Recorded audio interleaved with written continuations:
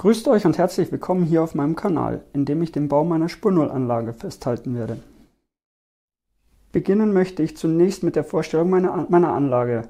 Meine Segmente bestehen aus 16 mm Birkensperrholz und die Rahmen darunter sind 16 mm MDF.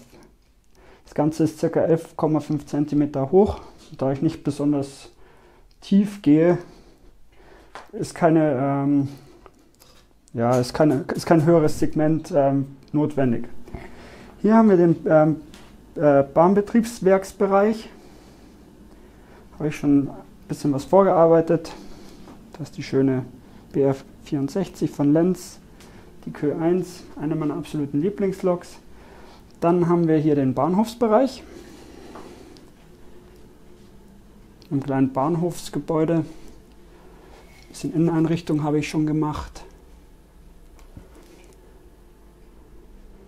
Genau. Dann gehen wir rüber zur Ladestraße, die leider ein bisschen zu niedrig ist. Das werde ich mal angehen, das Thema. Gut. Das ist mein sogenannter rechter Schenkel. Der hat eine Länge von 3 Metern auf 1 Meter. Gebaut ist bei mir alles im Radius 2. Dann haben wir hier meinen zukünftigen Bahnübergang mit einem kleinen, wo mein Schotterverhau ist, kommt ein kleines Wohngebiet hin. Oder ein paar Häuschen halt, ein kleiner Marktplatz vielleicht, mal schauen, das weiß ich noch nicht so genau, ein kleines Wohnhäuschen.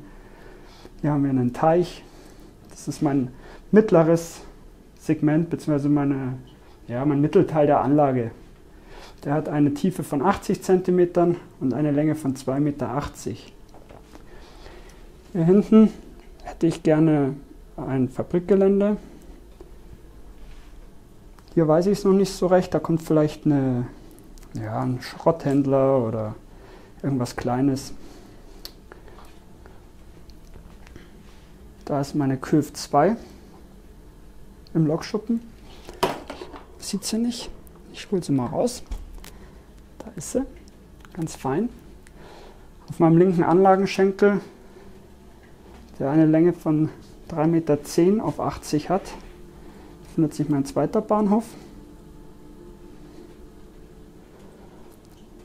Und dann gehen wir zu meinem Segment Heizung.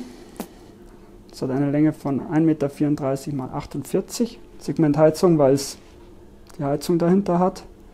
Und da habe ich alles so gebaut, dass ich es relativ schnell rausholen kann, falls mal der Heizungsinstallateur kommt oder Kaminkehrer. Da muss er hinkommen. Oben auch bei der Beleuchtung habe ich eine Sparvariante mit Kabelkanälen und drunter ist von Paulmann eine LED-Lichtleiste.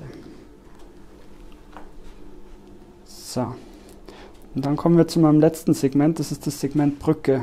Hier habe ich schon ein bisschen angefangen. Hier kam es mir ein bisschen ungelegen, dass meine Segmente bloß 11,5 cm Höhe haben. Da wurde es dann doch recht knapp, aber es ging noch. Hier möchte ich einen Wasserfall hinmachen. Hier so, da habe ich schon mal ein paar Blöcke hingelegt.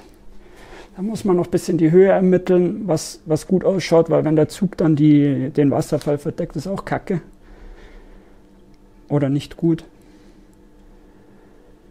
Und ja, hier bin ich noch unschlüssig. Wird auf jeden Fall hier eine Galerie geben mit einem Tunnel, Einfahrtsbereich und einem kleinen Berg. Weiß ich noch nicht, ob ich hier dann den Hang direkt auslaufen lasse zu dem Bach hin, zu dem Flussbett, Bachbett, wie auch immer. Oder ob ich hier noch eine Straße rein bekomme. Ich bin noch relativ neu in der Spur 0, deswegen bin ich mir über die Größenverhältnisse noch nicht so ganz im Klaren.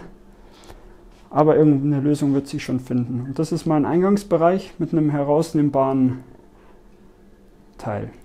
Genau, und dann sind wir wieder am Anfang angekommen beim Wasserturm. Hier hinten kommt vielleicht eventuell auch ein Tunnelportal hin mit einem kleinen Bergansatz. Muss ich mal schauen. Hier eventuell Schrebergärten.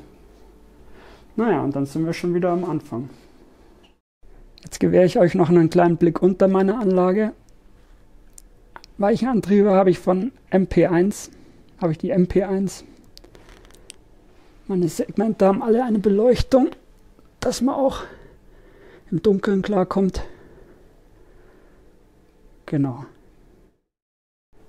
Gesteuert und gefahren wird bei mir mit der Multimaus und dem Tablet über Z21 App. Und als Digitalzentrale habe ich eine DR5000 und einen zusätzlichen Booster. Ich habe rechts 3 Ampere und links 3 Ampere und das müsste eigentlich reichen. Ja. Das war die Erstvorstellung meiner Anlage. Ich hoffe, es hat euch gefallen. Bis zum nächsten Mal.